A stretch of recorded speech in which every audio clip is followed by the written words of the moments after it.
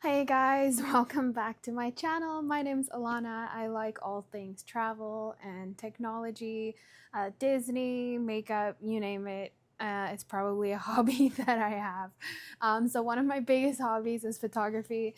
I've been doing photography for well over 15 years. I started with Nikon D3000 and I've upgraded quite a bit since. I'm 100% Team Canon now. So my most recent camera and my current camera is a Canon R6, which this is a mirrorless bad boy. I've had this for about a year, over a year now. I upgraded from a 6D Mark II. I did really love my 6D Mark II. And for a DSLR is great, but everything's kind of transitioning to mirrorless. So I figured it was time, let's upgrade. And I have absolutely adored this camera. It's a lot lighter than the 6D Mark II, and having mirrorless and the ability to do like a hybrid shutter is awesome. It's slightly higher megapixels, which really it doesn't matter because I don't print anything massive. Video stabilization has been phenomenal. So all in all, obsessed with this camera. The one thing that I absolutely cannot get away from though is having to use that adapter. That adapter can be pretty annoying. So for those who are not familiar, this adapter right here is so that you can use your EF lenses on a RF mount. So if you do go from DSLR to mirrorless, you are going to need that adapter if you want to use your existing lenses. So I do have quite a few lenses. The ones I use the most probably, I'd say 70 to 200. I also adore my 85 1.2 for portrait photography. Both incredible, and also taking pictures of animals. I am a huge nature lover, so being able to photograph portraits of animals is always amazing and fun and satisfying.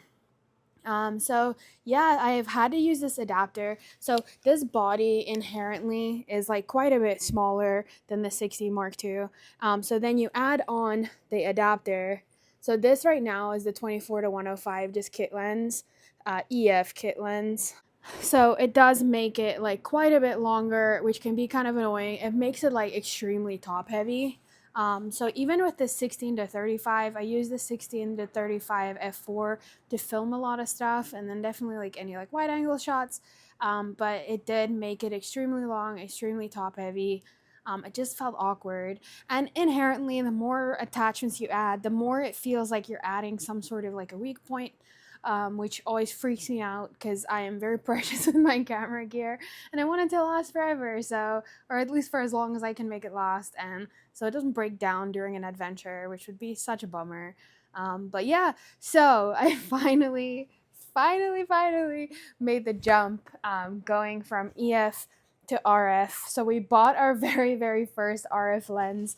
The purchase gave me a lot of anxiety.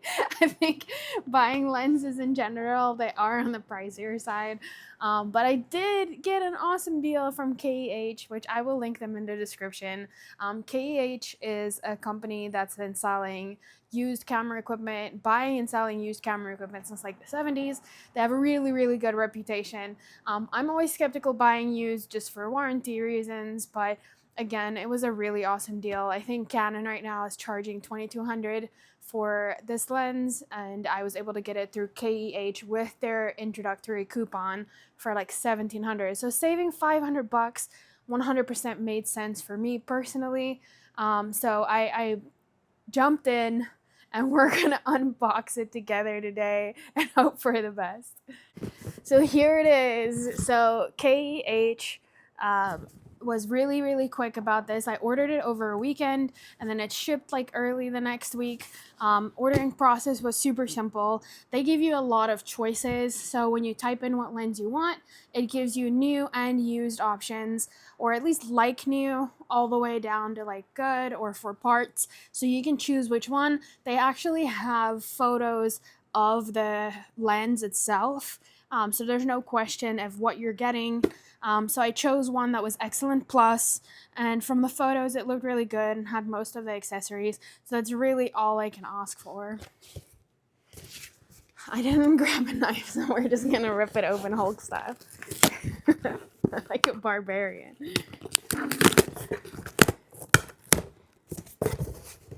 Alright, so it arrived in just like a generic brown box. Right off the bat, like a bunch of bubble wrap in there. Which I'm sure when you're shipping lenses, I had to sell my 16 to 35 f4 to afford this. And when I shipped it, I literally like rolled it in like a duvet of bubble wrap. I'm like, wherever it's going, it's getting there safely. It looks like they did the same. This bubble wrap is intense.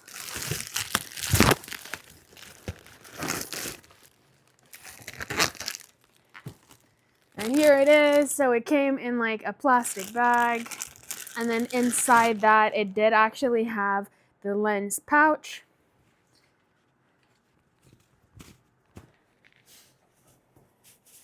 Dun, dun, dun, dun. So I specifically wanted one with all the accessories, and this one did just that. It came with the bag. It did come with the lens hood. Did come with the caps, the body cap, and then the lens cap.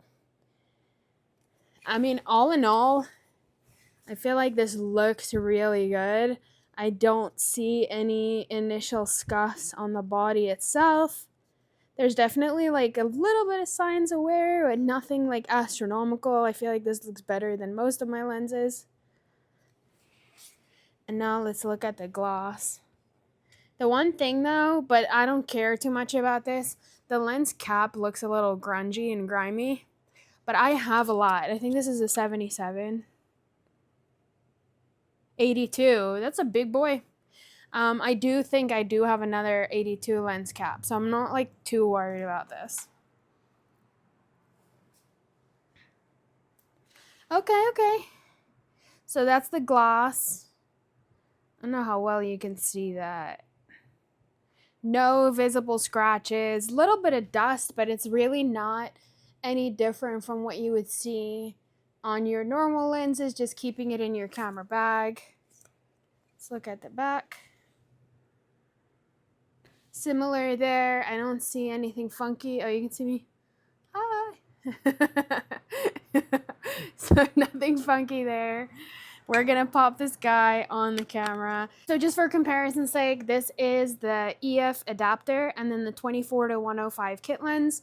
And then this is the 15 to 35 RF lens. So it is about the same length. This is thick. This kind of reminds me of my 85 millimeter. I did choose to go the 15 to 35. So they do have two options. There's a 14 to 35 f4 and then a 15 to 35 f2.8. I have been doing a lot of more like portrait photography, or I'll be doing a lot of like low light filming. So I needed something that could let in more light and then also give you a bit more of a dynamic bokeh. So yes, this is a bit pricier than the 14 to 35, and it doesn't go quite as wide, but for what I use it for as like an all-purpose walk-around lens, landscape lens, and then just close-up portrait lens, I felt like the 2.8 was 100% justified. I also used the wide angle, so I was using the 16 to 35 a lot for vlogging, which that was the f4. And the one thing that always got me is I felt like my background was never blurry enough. So I figured going to a 2.8 100% made sense for me. The one thing I have to warn though, if you do go with the 15 to 35 versus the 14 to 35, it is going to be heavier. But as someone who is obsessed with their 85 millimeter and their 70 to 200, it's a beast. You get used to the weight. And I think the quality kind of outweighs that, and you just suck it up and build some beefy forearms out of it. Okay, so without further ado, I'm going to pop this on my camera. I have to say this is insane. The way this feels is crazy to me. It's so smooth. Oh, that's such a satisfying click.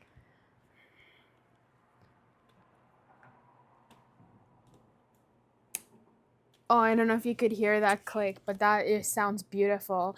I have to say, this being my first RF lens, it is chunky. Like, it feels robust, and it just feels like really good quality. Not that I'm surprised. Like, Canon L series is always, like, really amazing quality, but this just more so feels good. And quite frankly, just looking at that, not having that weird adapter is amazing. Amazing, amazing. So thank you guys so much for watching. If you do have any questions, please leave them in the comments. I'm going to take a couple of days, mess around with this, film some stuff, shoot some stuff, and see how it performs. One thing I can already tell is the weight. This is pretty hefty, but I do have my handy Peak Design hand strap, which is always coming in clutch and helps with stability and just overall manageability if you are shooting handheld, which I do a lot of the time. So if you haven't yet, check out Peak Design.